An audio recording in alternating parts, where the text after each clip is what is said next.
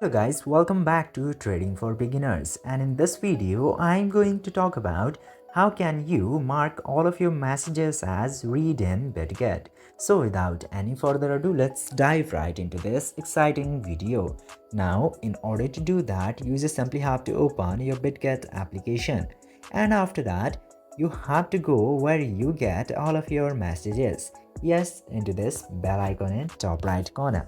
Just simply tap into that, and after that you will get to see all of your notifications and messages.